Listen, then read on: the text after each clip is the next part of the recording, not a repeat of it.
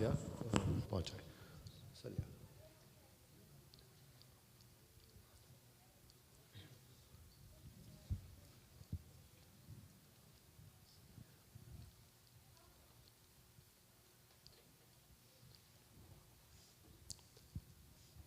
अल्लाहुम्मा सल्ली अला मुहम्मद व आले मुहम्मद। हमारी मौत भी बनती है बाइस मजलिस, हमारी मौत भी बनती है बाइस मजलिस। हम अपनी मौत भी नज़रे इमाम करते हैं। हम अहले इश्क का रिश्ता है उस कबीले से जहाँ कटे हुए सर भी कलाम करते हैं। पर मोहम्मद वाले मोहम्मद सल्लल्लाहु। मैं सबसे पहले अली इम्तियाज़ से दरख्वास्त करूँगा कि वहाँ के अपना मर्सिया सो सलाम पेश फरमाए और मोहम्मद वाले मोहम्मद सल्लल्लाहु।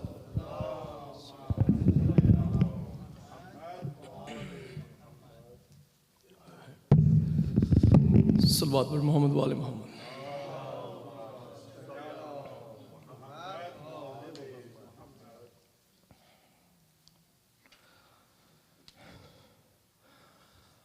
मचाओ शोर ना लोगो, सकीना जाग जाएगी। मेरी जंजीर ना खींचो, सकीना जाग जाएगी। मेरी जंजीर ना खींचो, सकीना जाग जाएगी। कभी बच्ची को तकता है, कभी आंसू बहाता है। दरे जिंदान पे बैठा मुसाफिर सब से कहता है, जरा आराम से गुजरो, सकीना जाग जाएगी। मेरी जंजीर ना खींचो, सकीना जाग जाएगी। अगर औलाद वाले हो तुम्हें ये सब पता होगा। अधूरी नींद से उठ जाए जो बची तो क्या होगा। जरा आराम से गुजरो, सकीना जाग जाएगी। मेरी जंजीर ना खींचो, सकीना जाग जाएगी। मेरी जंजीर ना खींचो, सकीना जाग जाएगी। मचाओ शोर ना लोगो, सकीना जाग जाएगी, मेरी जंजीर ना खींचो, सकीना जाग जाएगी। ये वादा है मेरा पानी, नहीं मांगूंगा मैं तुमसे।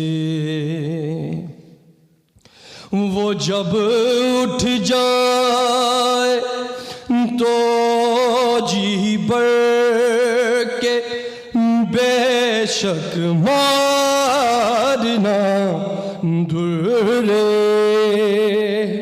अभी बेकस को ना मारो, सकीना जाग जाएगी, मेरी जंजीर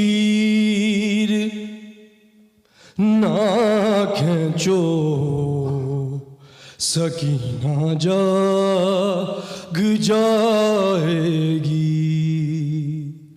मेरी जंजीर ना खींचो,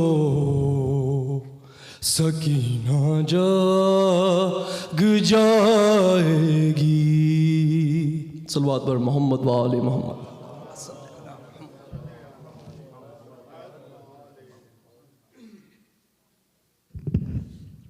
माशाअल्लाह अली पर मोहम्मद व आले मोहम्मद सल्लल्लाहु।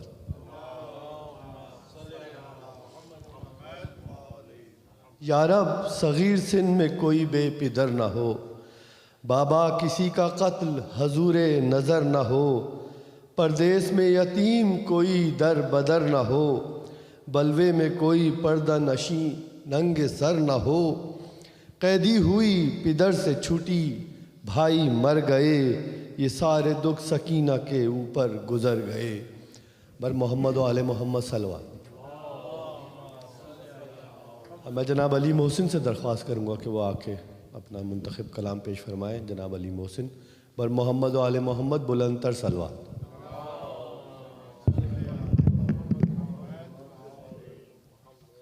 आवाज़ बुलंदतर सल्लल्लाहु।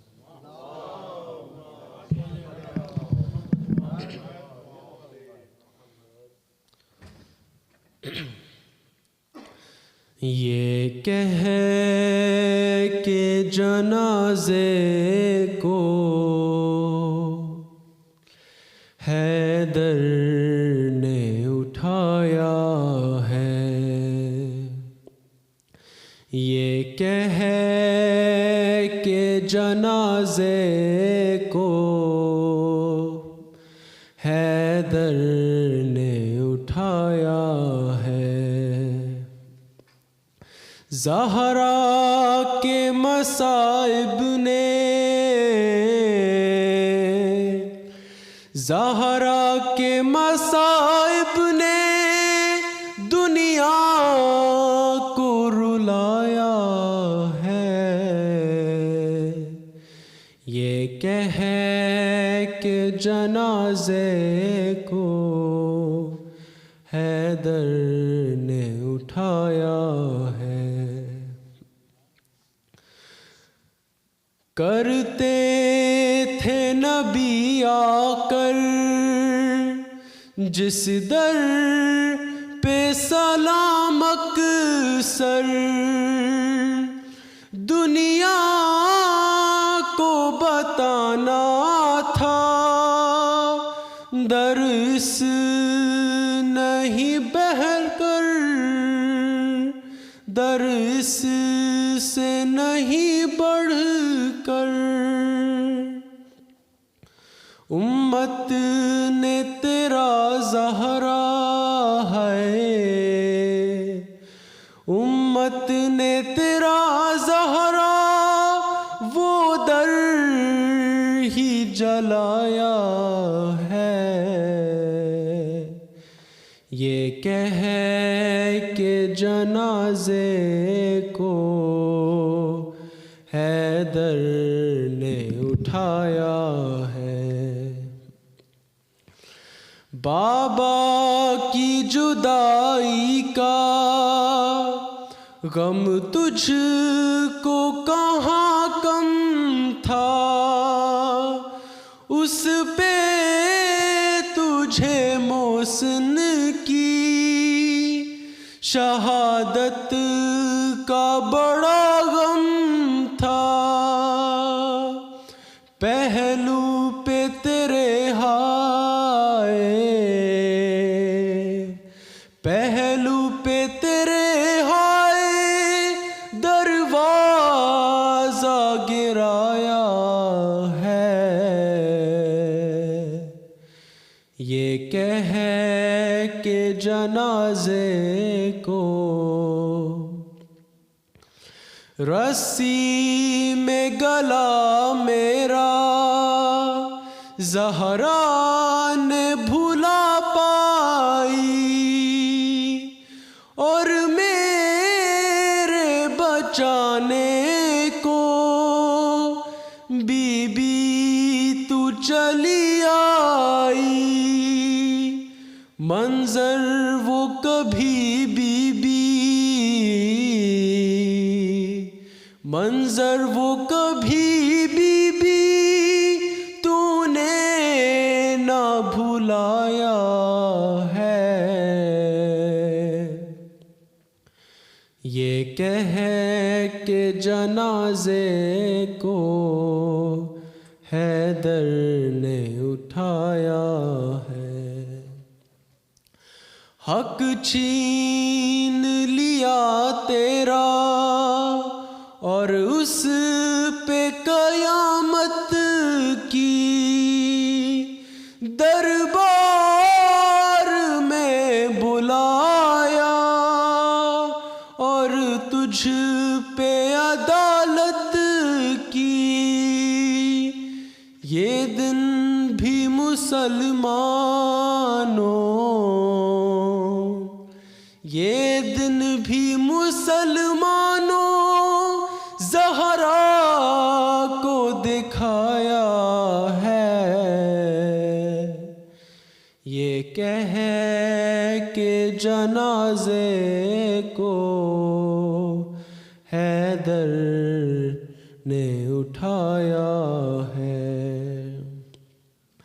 हसनैन के रोने से दिल मेरा भी फटता था, और तुम ना बुला लेती सरवर ना संभल पाता।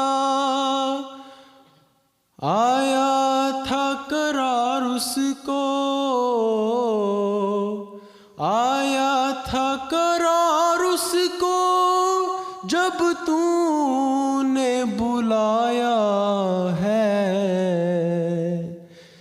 ये कह के जनाजे को हैदर ने उठाया है। ज़हरा के मसाइब ने, ज़हरा के मसाइब ने दुनिया को रुलाया है। ये कह के जनाजे को हैदर ने उठाया है। सलावत।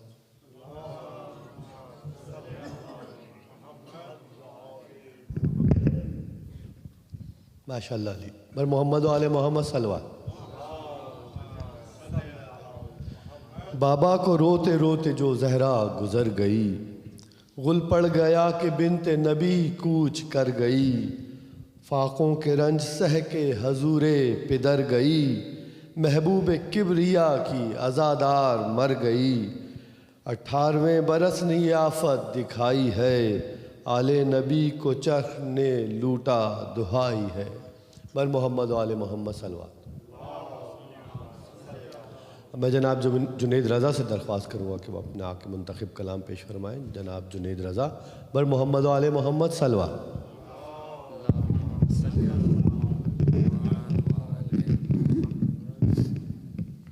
सलावत।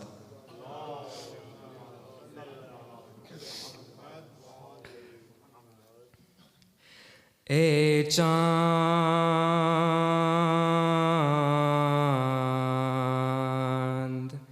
करबला के, तूने तो देखे होंगे,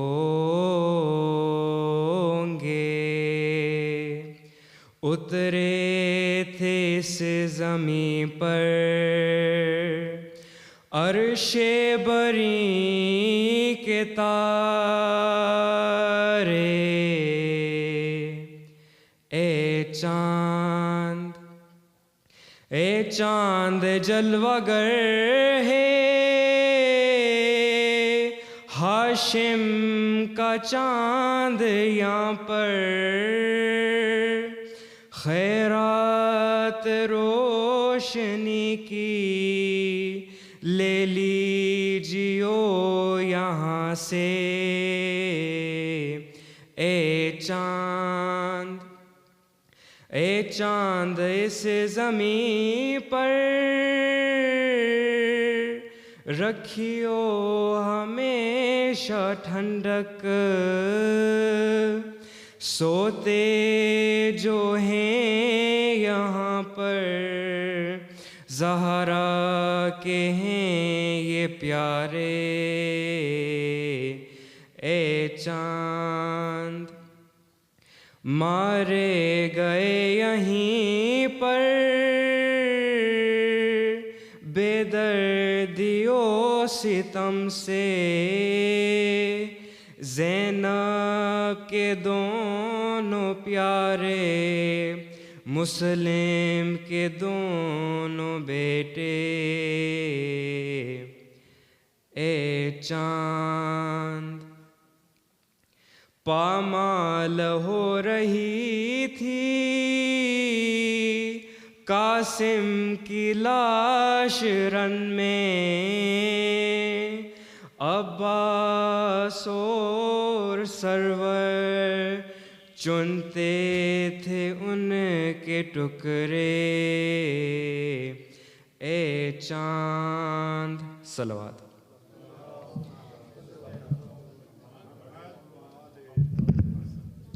बर मोहम्मद आले मोहम्मद सलवात। ये मजलिस हुसैन, ये मजलिस अज़ाए हुसैन गरीब है, इस गम में जो शरीक वो खुश नसीब है।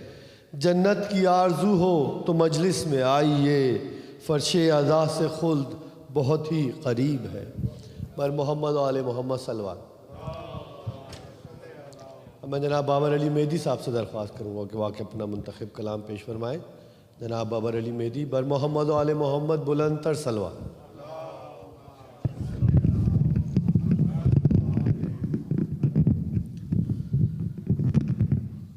दुरूद पढ़ी मोहम्मद आले मोहम्मद।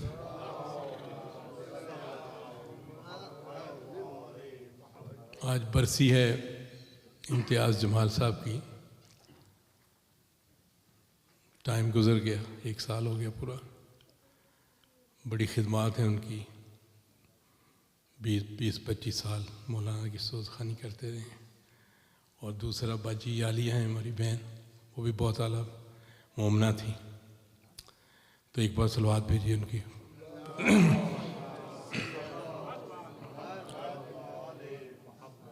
एक बार फिर दुरूद पढ़ दीजिए मोहम्मद आले मोहम्मद।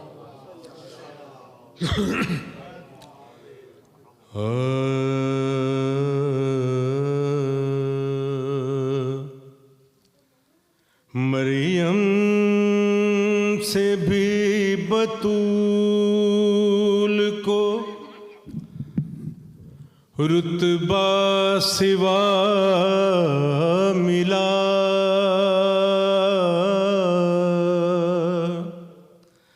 बाबा उसे रसूल सा खैरुल वरा मिला। बेटा हर एक शहीद राहे किब्रिया मिला,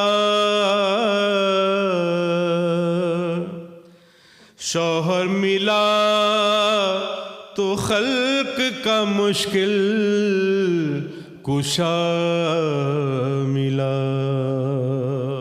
दूध मोहम्मद आले मोहम्मद। आलम में यूं शरीके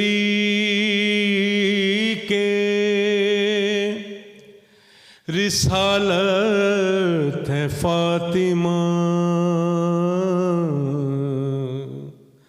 आलम में यूं शरीके रिसालत है फातिमा। रहमत नबी है सायाए रहमत है फातिमा। दूध पड़ी मोहम्मद आले मोहम्मद। चार आयतें हैं जलवा फिगल जिसकी गोद में कुरान पंजतन की वो ताकत है फातिमा। आलम में यूं शरीके दूधा मोहम्मद आले मोहम्मद। शौहर वली पिसर है पैगंबर पिसर ईमान। शौहर वली पिदर है पैगंबर पिसर ईमान। कितनी अजीम दीन की ताकत है फातिमा। दूध पड़ी मोहम्मद आले मोहम्मद। शौहर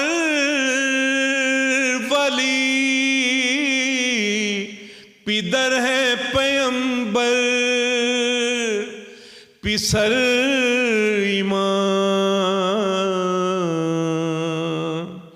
कितनी अजीम दीन की ताकत है फातिमा। आलम में यूं शरीके दूध पड़ी मोहम्मद आलम। मरियम का फातिमा से भला क्या मुकाबिला। मरियम का फातिमा से भला क्या मुकाबिला। मरियम तो आबिदा है इबादत है फातिमा। आलम में यूं शरीके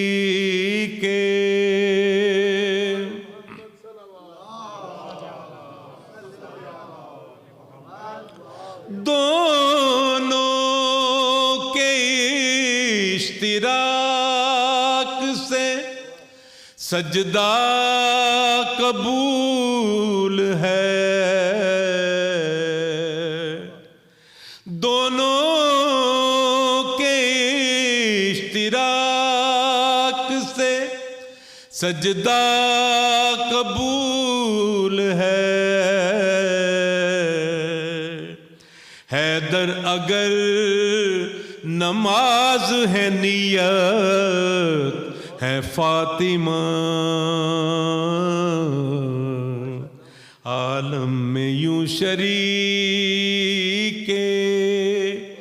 रिसालत है फातिमा। दूध पड़ी मोहम्मद आले मोहम्मद।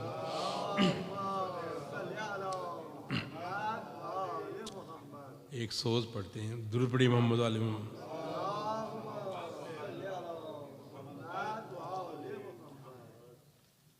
बड़ी रिश्ता था 20-25 साल के इम्तियाज़ भाई से। उनको मरहूम कहने को दिल नहीं चाहता, इतनी जल्दी चले गए, बड़ी तकलीफ़ है। और हमारी मजलिसों में हम उनको मिस करते हैं। अल्लाह उनके दर्जात बुलंद करे और अच्छी जगह पे हैं। मौला के पढ़ने वाले थे, यकीनन लाजवाब जगह पे हैं। दूध पढ़िए मोहम्मद वाले मोहम्मद।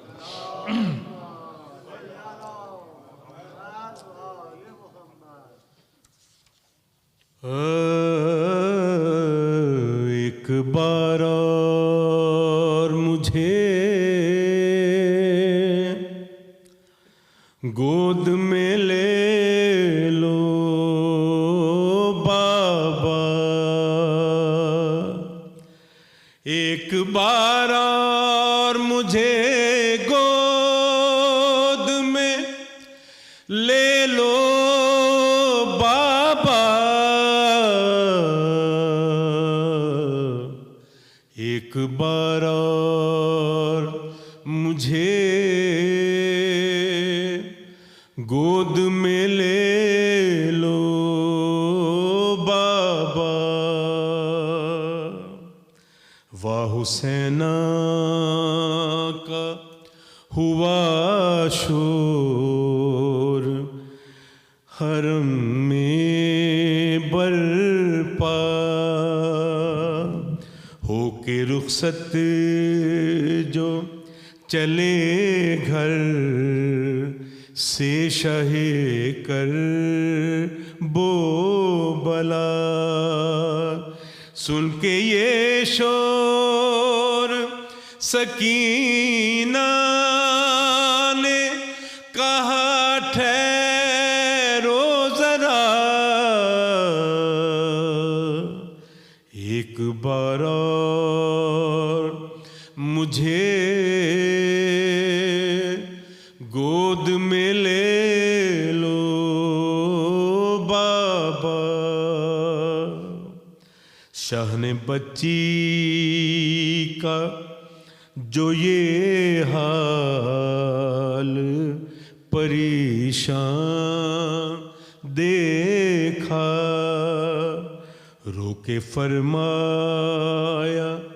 कि क्या हाल मेरी माहे लका। जोड़ कर नल्ले से हाथों को सकीना ने कहा, एक बार और मुझे गोद में ले लो बाबा। बाबा सीने से सकीना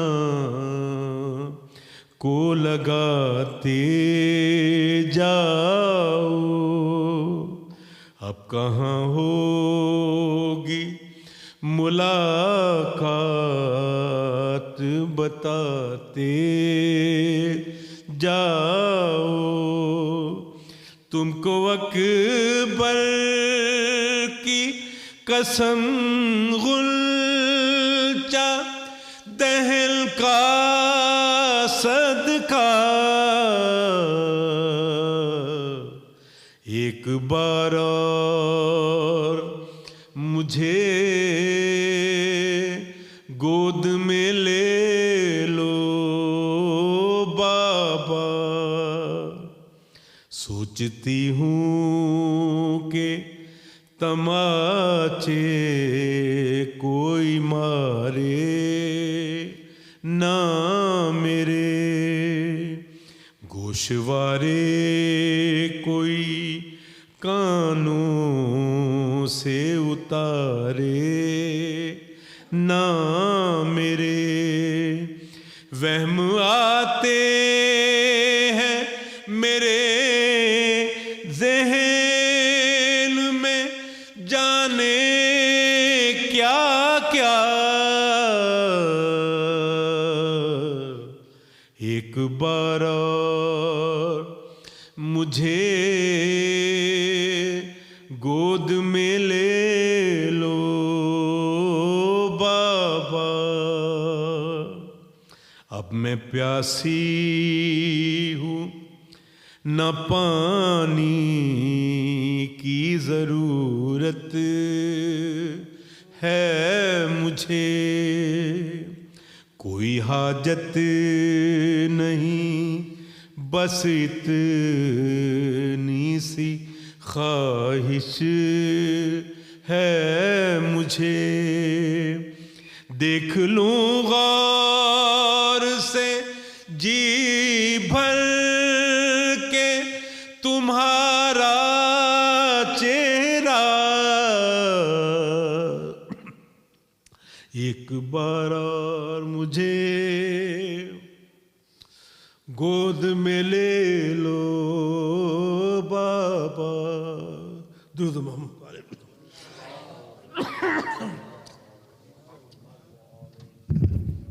माशाअल्लाह भाई, बर मोहम्मद व आले मोहम्मद सलवा। Now I would request Honorable Hujjatul Islam wal Muslimin Sayyid Sulaiman Hassan Abdi to come and address the Majlis. Bar Muhammad wa Ale Muhammad Bulantar Salwa.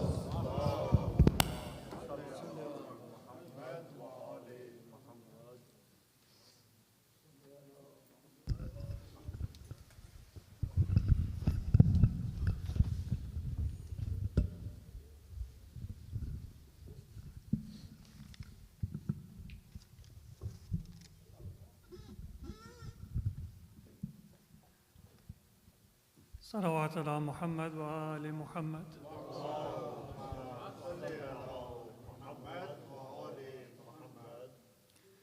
Before we begin today's majlis, I would like to request Surah Al-Fatiha for the marhumin whose names I will mention. Marhuma Aliya Begum Nusrat Naqvi bint Sayyid Askari Hussain, Abdul Hussain Naqvi, son of Mahdi Naqvi, Imtiaz Jamal, son of Jamaluddin, Mumtaz Begum, Irshad Ahmad, Nisar Ahmad, Tahziba Parveen, for these marhumin and also for the deceased members of your own families and of our community. Please recite Surah Al-Fatiha after Salawat ala Muhammad wa Ali Muhammad. Allahumma salli ala Muhammad.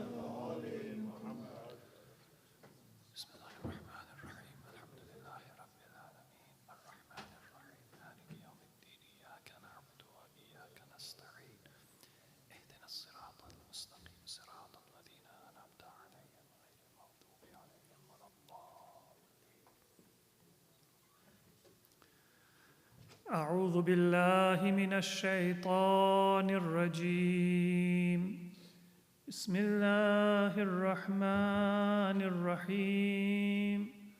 الحمد لله رب العالمين بارئ الخلائق أجمعين، والصلاة والسلام على أشرف الأنبياء والمرسلين المبعوث رحمة للعالمين، شفيع المذنبين وحبيب قلوب الصادقين، سيدنا ومولانا أبي القاسم محمد.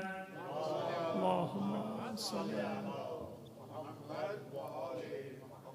وعلى أهل بيته الطيبين الطاهرين، ولعنة الله على أعدائهم إلى قيام يوم الدين.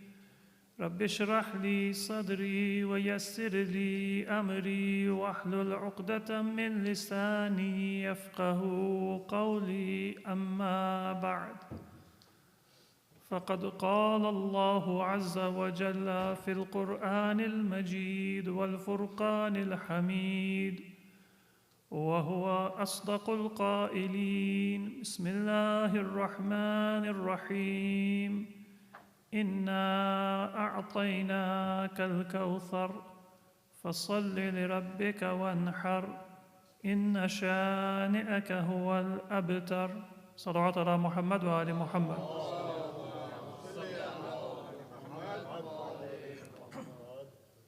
Dear brothers and sisters, Assalamu alaikum wa rahmatullahi wa barakatuh. This is a majlis of remembrance of two of the deceased members of our community in particular, as well as the marhumeen of their families and our own community and all mu'mineen and mu'minat. There is no limitation in the number of people that we can include in our intention for a majlis, because it operates according to a spiritual logic, not according to a material logic. And sometimes, because we are so used to living in the material world, we don't understand that the spiritual world operates according to a very different logic. In this material world, if I have anything of value, the fewer people that I have to divide it with, the more everyone's share will be. Sometimes you have people back home, those of you who come from agricultural families, you may know that sometimes there is a parcel of land, it's a large parcel of land, it's valuable, and then the father or the grandfather passes away and there are too many children.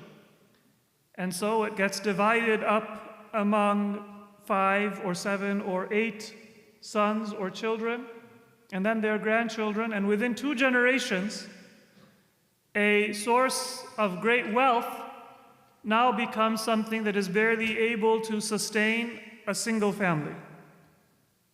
Those of you who may not have that experience, you don't need to go far. If you have a meal, you've ordered it, you're sitting down in a restaurant, and 2 of your friends walk in the door. If you say to them, "Why don't you order your food and come and join me?" then you can eat your entire meal.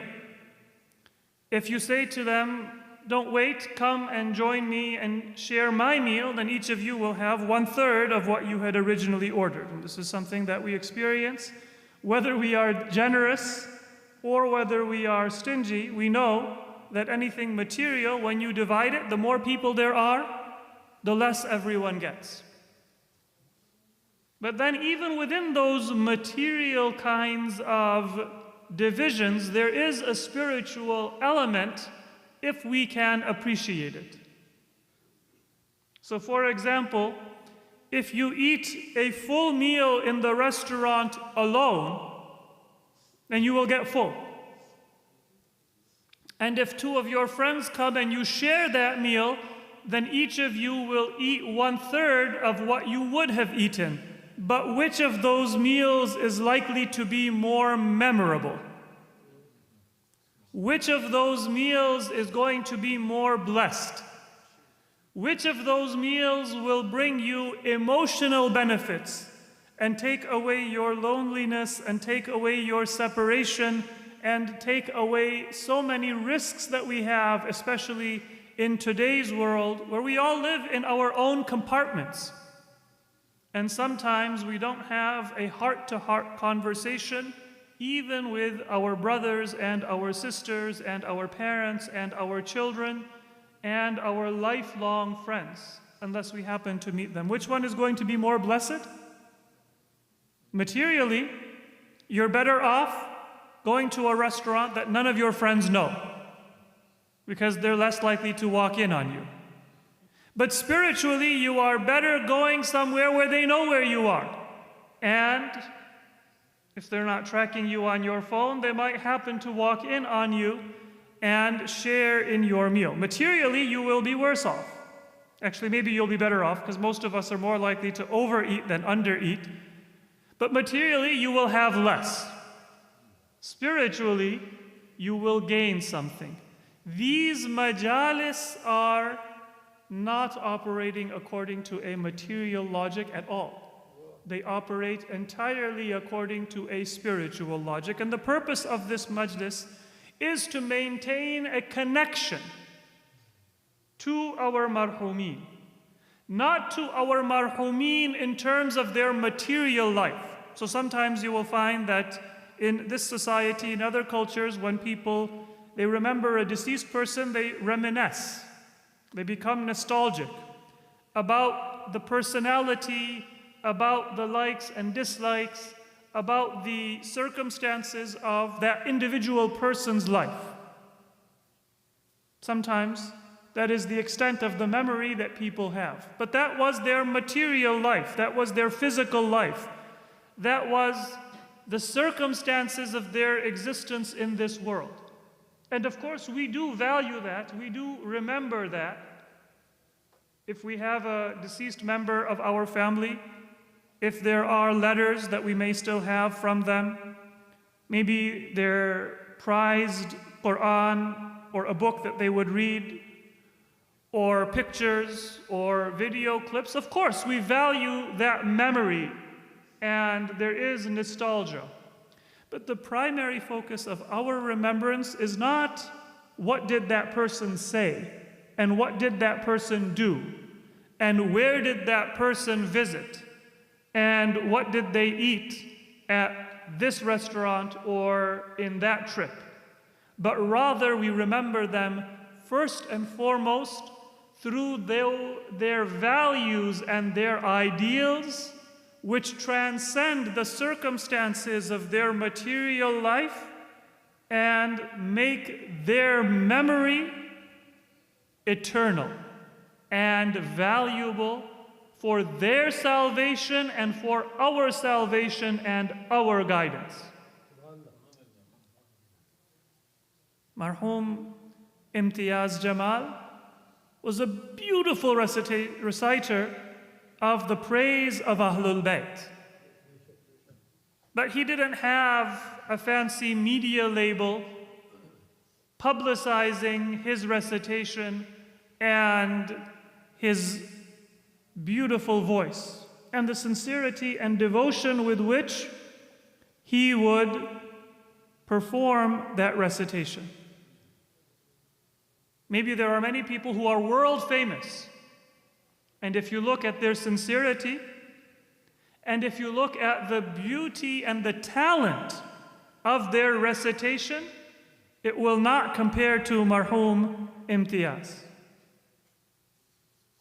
In this world, he may not be famous, although as Brother Babar very accurately and eloquently stated on behalf of all of us who knew and remember him, he was famous to us, and his memory will remain for all of us. But it might not be among thousands of people in this world. But when somebody is connected to Ahlul Bayt alayhimus salatu wassalam, even if they are unknown in this world, they will be famous in the company of Allah subhanahu wa ta'ala, and Allah will praise them when He is speaking to His angels and to the most blessed of His creation. Salawat ala Muhammad wa ala Muhammad.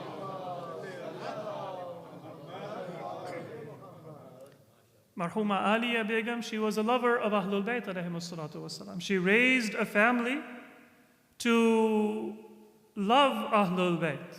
One of the things that I admire about Brother Sajjad, his family, is that they are regular attendees of our Dua Kumail program. That is how you can see that somebody has been raised right. Because they don't just come once a year for Ashura. They don't just come to those programs where there is going to be a lot of social benefit and a lot of food and socializing. Dua Kumail is a program where we remember the worship of Amirul Mu'mineen. The prayer, the dua is recited in Arabic. The meal is a simple meal. But it brings people who love Amirul Mu'mineen and who love Ahlul Bayt and want to devote a portion of their day, a portion of their week to say that, "O Ahlul Bayt, our love for you is not just in words, our love for you is not just in our heart, but it will show up in our actions." And so even if we have a busy work day, and even if we have family commitments and personal commitments and professional commitments, but we will be there. Now, how many people knew Marhuma Aliya Begum? Her family, her friends, the members of this community, the members of her family and her community, in all of the places that she lived in her life.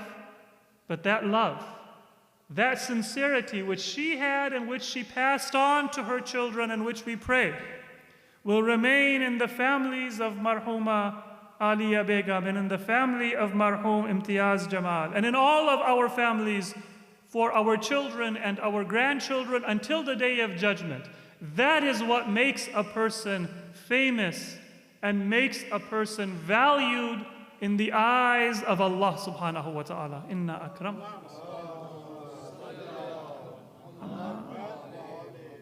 So you don't lose anything if you're not recognized in this world. In fact, you may gain something because it allows you to focus on what is truly important. Because these are the days in which we remember the daughter of the Prophet. I want to mention briefly some of the aspects of the beauty of Sayyida Fatimatu Zahra salamullahi alayha. Because her life also, although she is famous, and every Muslim knows that there was a daughter of the Prophet named Fatimatu Zahra, but most people don't know that she was the most beloved person to Prophet Muhammad sallallahu alaihi wasallam.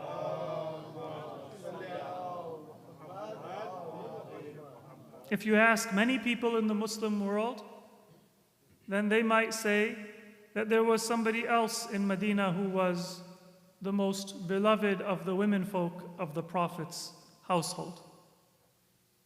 There were people who were jealous of Fatimatu Zahra, but there was nobody that she was jealous of. And that's how you can tell whose virtues are being exaggerated and whose virtues are real. The person who doesn't have the substance within, they will always compare themselves to somebody else and they will show elements of jealousy. But the person whose value is real and comes from within, then they don't need to show, and they don't need to be praised, and they don't have any jealousy or antagonism of anyone else. Some people admitted that I was jealous of the mother of Fatimatu Zahra, Khadijatul Kubra. I was jealous of the love of the Prophet that he showed to his daughter Fatima. But you will never find anyone quoting or anyone showing any action or any word that Sayyida Khadija or Sayyida Fatima showed jealousy towards anyone, because their virtue was not on the surface, it was true virtue and piety.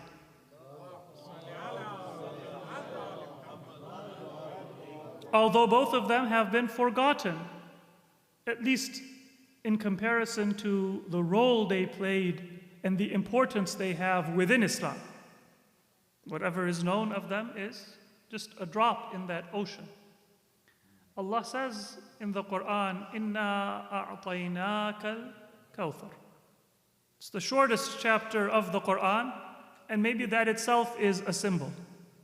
That sometimes the shortest words and the shortest life have the greatest power and the greatest eloquence. Because this one surah, which is so short, is one of the most hope-giving and the most beautiful chapters of the Quran, because it tells us both the nature of Islam's success and what to do to show gratitude to Allah, and it tells us the eventual destiny of this religion, all in 3 sentences. Inna a'tainaka al-kawthar, O Messenger, we have given you abundant good. Fasalli li rabbika wanhar.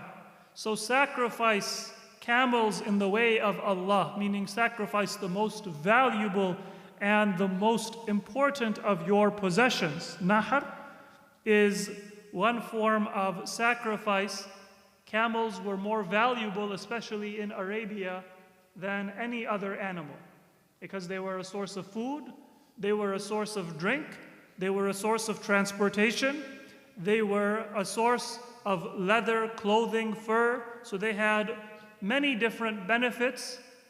And the Prophet is told, don't just sacrifice what's left over, but give the best in the way of Allah. فَصَلِّ لِرَبِّكَ وَانْحَرْ. And pray to Allah. This was the gift that Allah gave to the Prophet. The nature of the gift is Kawthar. The response and the way to show gratitude is to give the best of what you have been given in the way of Allah and to pray to Allah. إِنَّ شَانِئَكَ هُوَ الْأَبْتَرُ. And the destiny of Islam is that those who hate the Prophet, they will be the ones cut off from material benefit and from spiritual benefit.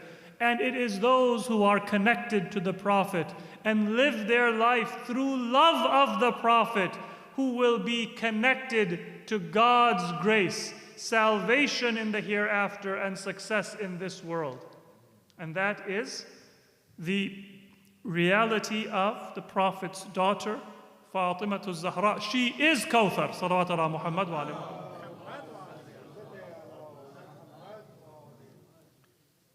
Now she is our role model and our hero. And it's a point of pride for us and a point of gratitude for us that Allah has given us a role model and a hero like Ahlul Bayt. Look around you and see what kinds of heroes people have. There are YouTube personalities or TikTok celebrities or Instagram influencers. There are sports heroes and actors and singers. There are politicians. There are billionaires and people of great wealth. These are often the role models and the heroes that people have in society. Those are the stories that people think about and read. Those are the articles that people read or skim over. Those are the posters that people will put up on their walls sometimes when they are kids or when they are teenagers. Those are the people that many of us, we model our own goals, our own ideals on.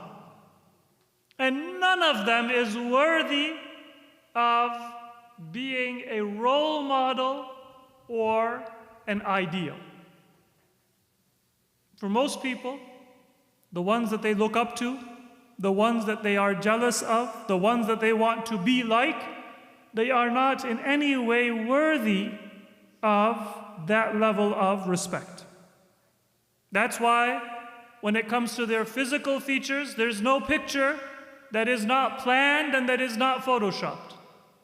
There is no story that is not put out without public relations and without many different people planning and editing and creating an image. And sometimes societies, they need to make their president, they need to make their politicians, they need to make their leaders into role models to create an identity, to create a sense of loyalty to the nation. So they have to hide the crimes.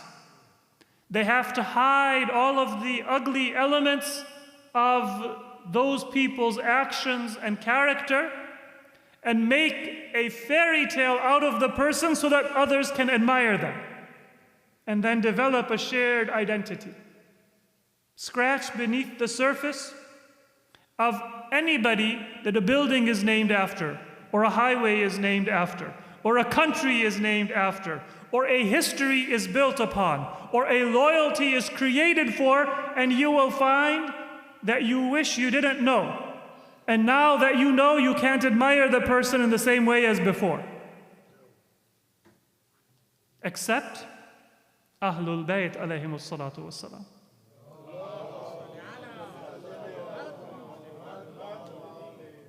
You don't have to create a fairy tale, because whatever you can think or whatever you can imagine will be less than their true reality. Imagine a person so beautiful that anything you do with Photoshop can only make it worse. I'm not talking about their physical features. I'm talking about their character and their akhlaq. Imagine a person so beautiful that any public relations you want to do can only limit them, but cannot add to their greatness. And you will find not in the West and not in the East and not even in the history of Islam, if somebody is called Farooq or somebody is called Siddiq or somebody is called Saifullah or somebody is given any other attribute, none of those are going to be true. And none of those are going to be justifiable unless those attributes are given to their true worthy holders. They are Ahlul Bayt of Muhammad wa alayhi salatu wasalam.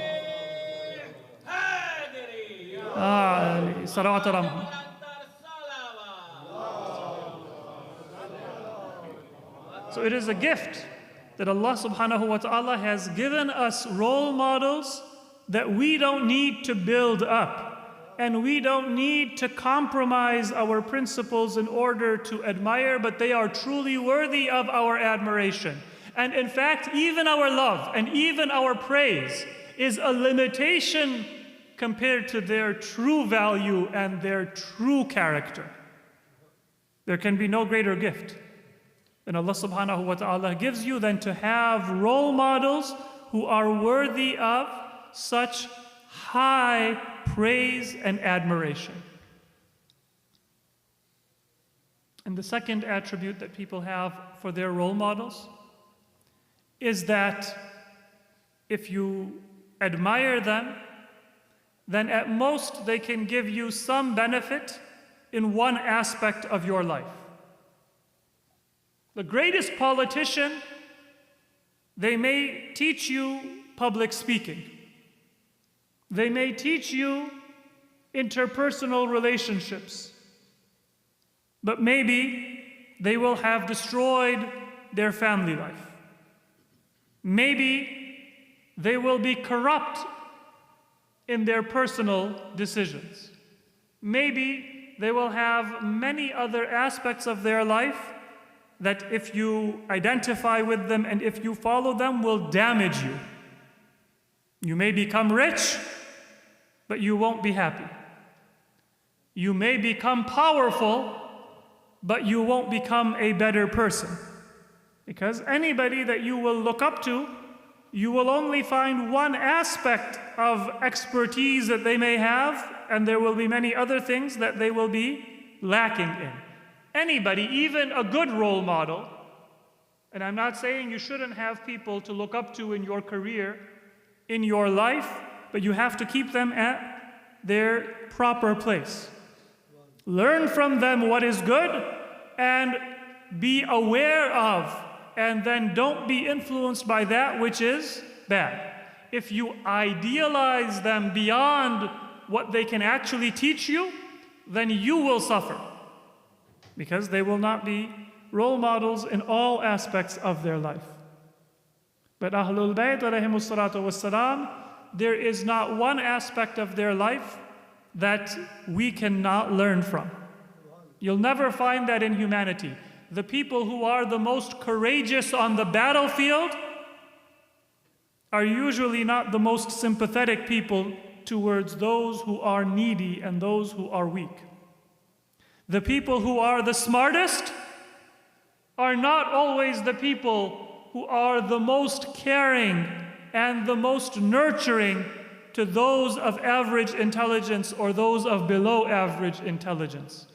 Those people who have one attribute, they often are not able to understand people with the opposite experience in life. And it works both ways. Those who are poor will always assume the worst of the rich, whether the rich are actually stingy or whether they are generous, because they cannot understand what it is like to have that test or to have that responsibility. And those who are rich will always assume that they deserved it, and they are smarter or they are better than those who are poor because they cannot understand those circumstances. So we will always be limited. But Ahlul Bayt, you will find that they were the greatest in the intellectual understanding of Islam, but they didn't make Islam only a philosophical question. But their du'as and their prayers were filled with the greatest spirituality as well. They were the most generous, but they didn't just talk about personal generosity and charity. They also said that the government and society must look after the affairs of the needy. And those people who say that the government should take care of the needy, they often don't feel a personal responsibility. They think that if there is unemployment, if there is homelessness, then it's the government's fault. But Ahlul Bayt, they gave a message about how the rulers of society should act. And they also acted in their personal capacity. So Lady Fatima al-Zahra, she gave a sermon in the court of the Caliph. Her sermon of Fadak was not just for her to get her right, but it was a reminder that if you are powerful and if you are in a position of leadership within the Muslim Ummah, then you are only going to be judged according to your actions and your character. Have you taken anyone's right? Whether it be the zakat, that is the right of a poor person, or the imamat, that is the right of Amirul Mu'mineen Ali ibn Abi Talib alayhi salatu wassalam. And that same Sayyidah Fatima, she also went door to door in the nights to see those women who were poor, what she could do to help them. When you have heard that her hands, they had become injured through her work, her cooking, her efforts, it wasn't because Sayyidah Fatima was only cooking for Amirul Mu'mineen and Imam Hassan and Hussein and Zainab bin Kulthum. Her family helped her. She was not alone. But it was because she was taking care of so many people who did not have food for themselves or did not have somebody to take care of them. And so it was Sayyidah Fatima who would send their food, who would help them with their affairs. And that is why her own body suffered. And that is why she needed others to help her in order to be able to serve the most vulnerable and the weakest members of society. So any other community, their heroes are not worthy of that admiration. And if they have one good element, then they have many things that we cannot follow and we cannot admire. And the last point that I would like to mention is that any other hero that you may choose, the more you absorb yourself in their life and their personality, the less your own talent and your own individuality will be able to expand and develop. You can see many people that when you look at them, it's as if they are trying to recreate the personality of whoever their hero is. They'll dress and talk and act like that celebrity or that person that they admire. Famous people sometimes, you can even say that when this person speaks, he's copying that famous public speaker. This politician, when he acts, then he is modeling himself on a favorite politician or a famous politician of a previous generation. Sometimes you can even make the connection. And if you can't make the connection, then maybe it's because they picked somebody that is less famous, but they still will model themselves. That does not allow you to develop your own talents and your own abilities fully, except Ahlul Bayt. Because the more you admire Ahlul Bayt and the more you try to adopt the practices of Ahlul Bayt, the more your own talents and your own ability and your own spirituality will blossom and grow. Why? Because whatever you will learn from Ahlul Bayt is not them, but rather it is just pointing you towards Allah subhanahu wa ta'ala. So, salawat ala Muhammad wa ala Ahlul Bayt are not a destination, they are a qibla. And the qibla points you towards Allah subhanahu wa ta'ala. They are sirat mustaqim, a clear, straight path that takes you from where you are towards God.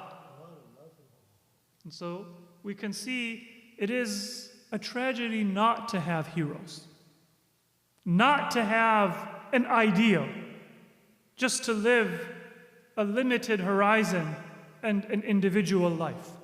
But when you need heroes in order to advance, it is a tragedy not to have heroes worthy of the admiration. Those who, when you think of them, will make you lose yourself or forget your own potential.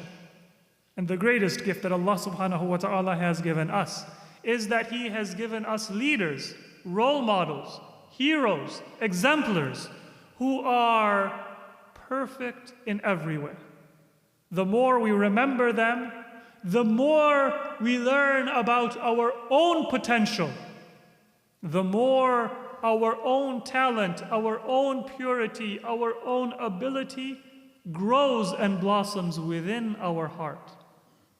The more we are able to deal with the hardships and the setbacks that we have in life, and the more we are able to come close to Allah subhanahu wa ta'ala. This is God's greatest gift to us.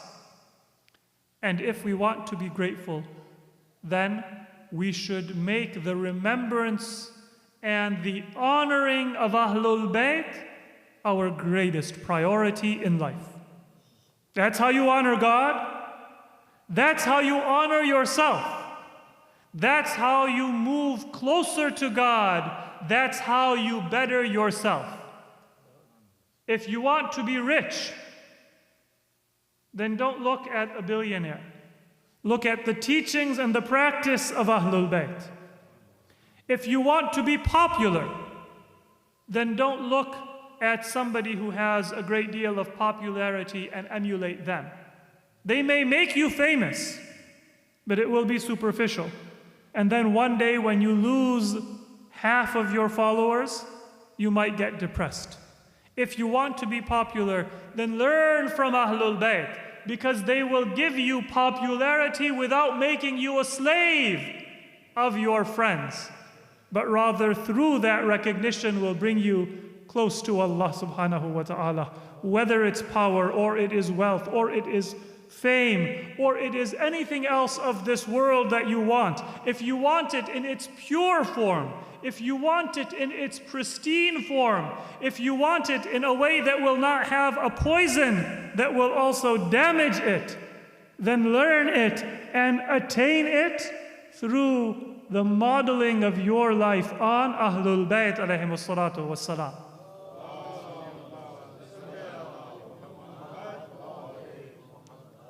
And because we are at the end of the year and the beginning of a new year in our normal calendar, let us make a pledge that we will not be occasional attendees at these gatherings of remembrance for Ahlul Bayt.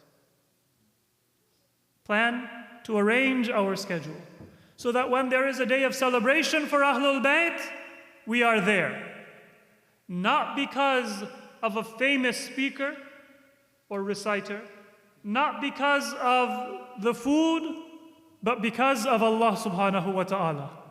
And you will get the enjoyment and you will get the food, but most of all, you will get food for your soul and you will get salvation for your being.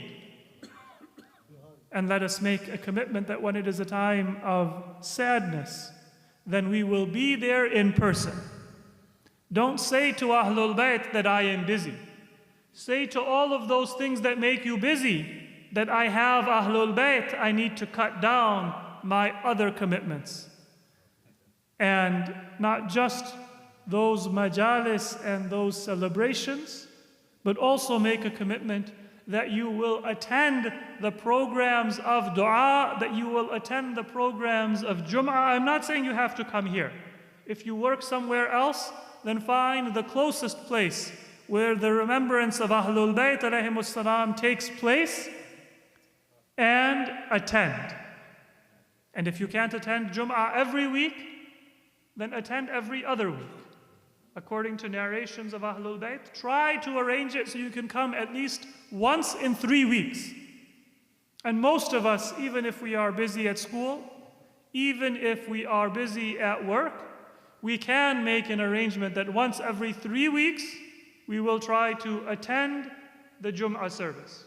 And if there is nothing else that you can do because you're traveling or because you have a lab or a class right at that time, then at the very, very least, follow up and get that benefit of the message of Jum'ah online. But that does not compare to being there in person. If you cannot attend Dua Kumail every week, then attend every other week. Attend every third week. Use the same formula that Ahlul Bayt gave us for Jum'ah. Use it for our dua programs and our other programs. But the point is that we only get this benefit of having heroes like Ahlul Bayt if we connect to them. And we only get the full benefit if we connect to them not individually, but as a community and as a family. So that our remembrance comes through them. Our grief, it expresses itself through our remembrance for Ahlul Bayt. And although many of us have seen tragedy in our lives, there is no tragedy greater than the tragedy that befell Ahlul Bayt. Sayyidah Fatima herself said that if what I suffered in the few short weeks after the death of the Prophet were to come upon the sun, which provides heat and light and life to everything that exists in this whole world, and in fact in our solar system, the light of the sun, the heat and warmth of the sun, the life-giving energy of the sun would be extinguished, and there would be nothing but night. What was it that Sayyidah Fatima suffered? She suffered the denial of her connection to Prophet Muhammad. She suffered the denial of her grief. She suffered the denial of her prayers and her sincerity and her desire for the life-giving message of Islam to reach all of humanity who are thirsty for justice and thirsty for illumination and thirsty for salvation. It wasn't fadak. It wasn't a piece of land or wealth that was taken away from Sayyidah Fatima. It was the ability to reach out and to provide help to those human beings who needed her light, her teaching, her guidance, the message of her father, and the leadership of her husband and her children in order to find their own salvation that was taken from Lady Fatima. So when the Prophet died, his daughter did not have anyone to come and offer condolences. You would think that it was not Medina, but it was Mecca, and it was not a city of Muslims, but a city of mushrikeen. Because when Lady Khadija died and Abu Talib alayhi salam died, the Prophet was alone, and it became Amul Huzn, a year of grief. When the Prophet died for Ahlul Bayt, it became not just a year of grief, but a never-ending tragedy that the Muslims could not bear their tears, could not bear their remembrance, could not bear their grief. Imagine how it must have been when Amir al-Mu'mineen came to Lady Fatima and said, the Muslims of Medina have said, O Fatima, that you are crying for your father and you are remembering Rasulullah, and they don't want to hear your remembrance, your marthiyah, your tears. Sayyidah Fatima, they have told me to ask you to leave the city of Medina and go somewhere far away from their work and from their business, because for them life goes on. For you have lost the light of your life. You have lost the center of your universe. But the Muslims don't want to be reminded of it. Baytul Huzn was built because the Muslim world did not understand the rank of the Prophet and the love of Sayyidah Fatima and what it was that they had lost and she had lost with the death of the Prophet.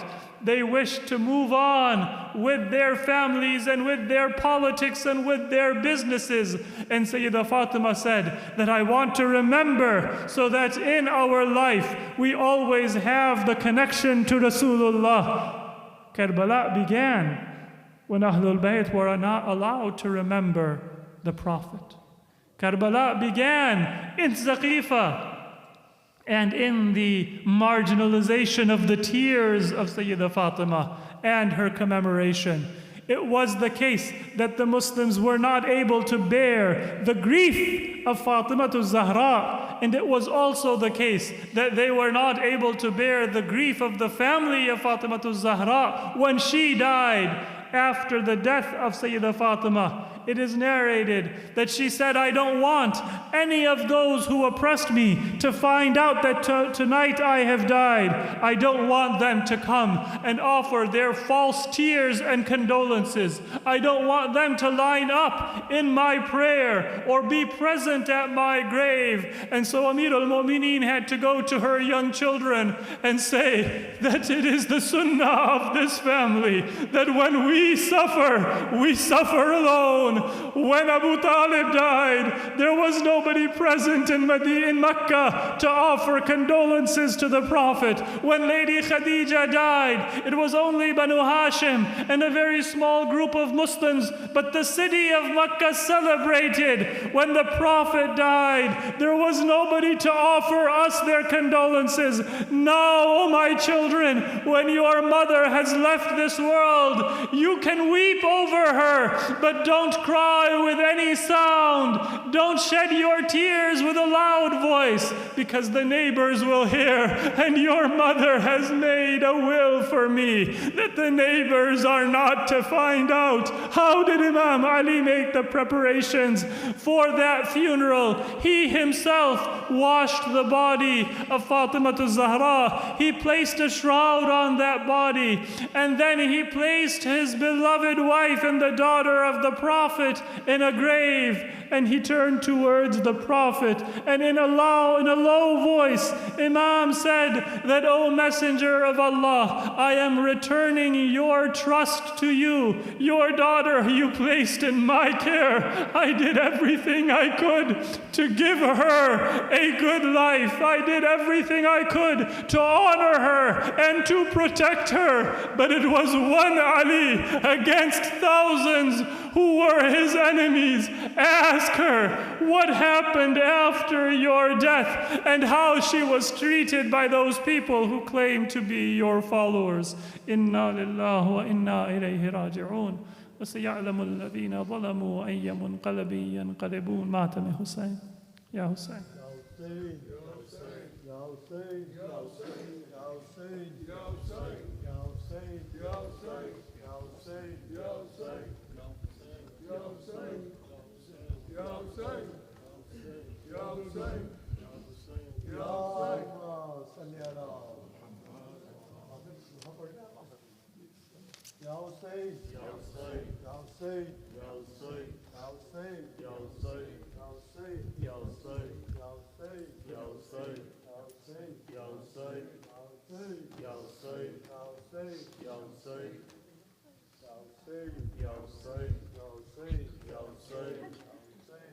तेरी उम्मत ने मेरे दर को जलाया बाबा, तेरी उम्मत ने मेरे दर को जलाया बाबा, फिर वो जलता हुआ दर, फिर वो जलता हुआ दर मुझ पे गिराया बाबा, तेरी उम्मत दर को जलाया बाबा, राख थे शोले थे सैं, मैं हुए बचे या धुआं। मेरे आंगन में था एक शाम गरीबा का समा, दर हटा कर मुझे फिजा ने उठाया बाबा, तेरी उम्मत ने मेरे दर को जलाया बाबा, तेरी उम्मत ने मेरे दर को जलाया बाबा, तेरी उम्मत ने मेरे दर को जलाया बाबा, तेरी उम्मत ने मेरे जलाया बाबा। फिर वो जलता हुआ दर, फिर वो जलता हुआ दर मुझ पे गिराया बाबा, तेरी उम्मत ने मेरे दर को जलाया बाबा, तेरी उम्मत ने मेरे दर को जलाया बाबा। हाय लौट कर आई तो चेहरा भी मेरा जख्मी था, मेरी ज़ैनब को मेरी पेशी का पहला नोहा, मेरे बालों की सफ़ेदी ने सुनाया बाबा, तेरी उम्मत ने मेरे दर को जलाया बाबा, तेरी उम्मत ने मेरे दर को जलाया बाबा। फिर वो जलता हुआ दर, फिर वो जलता हुआ दर मुझ पे गिराया बाबा, तेरी उम्मत ने मेरे दर को जलाया बाबा, तेरी उम्मत ने मेरे दर को जलाया बाबा। ले चले कैदी बना कर जो अली को दुश्मन, मैंने छोड़ा नहीं हैदर की अबा का दामन, ताजियानों ने मगर मुझसे छुड़ाया बाबा, तेरी उम्मत ने मेरे दर को जलाया बाबा, तेरी उम्मत ने मेरे दर को जलाया बाबा, तेरी उम्मत ने मेरे दर को जलाया बाबा। हाय बैठ कर पढ़ती हूँ मुश्किल से नमाज़े शब भी, फिर भी अब्बास की खिलकत की दुआ भूल नहीं, जब भी जख्मी हुए हाथों को उठाया बाबा, तेरी उम्मत ने मेरे दर को जलाया बाबा, तेरी उम्मत ने मेरे दर को जलाया बाबा, तेरी उम्मत ने मेरे दर को जलाया बाबा। फिर वो जलता हुआ दर, फिर वो जलता हुआ दर मुझ पे गिराया बाबा, तेरी उम्मत ने मेरे दर को जलाया बाबा, तेरी उम्मत ने मेरे दर को जलाया बाबा। ये चले कैदी बना कर जो अली को दुश्मन, मैंने छोड़ा नहीं हैदर की बाबा का दामन काजियानों ने मगर मुझसे छुड़ाया बाबा, तेरी उम्मत ने मेरे दर को जलाया बाबा, तेरी उम्मत ने मेरे दर को जलाया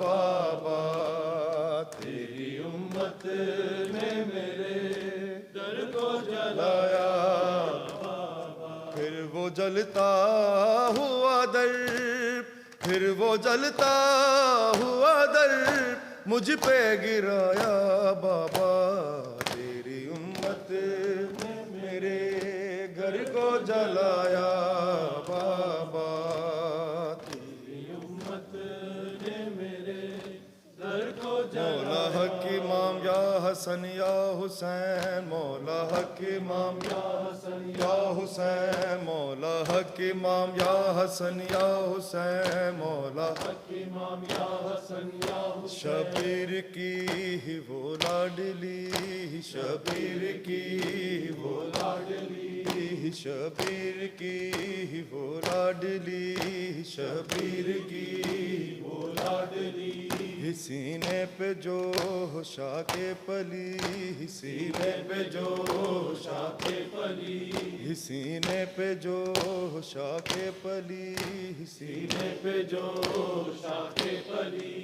जिसकी अबाबन में जली, जिसकी अबाबन में जली, जिसकी अबाबन में जली, जिसकी अबाबन में जली। मुँह पर तमाचों के निशान, मौला के इमाम या हसन या हुसैन या हुसैन या हुसैन या हुसैन या हुसैन या हुसैन या हुसैन। मोहम्मद आल मोहम्मद सल्लल्लाहु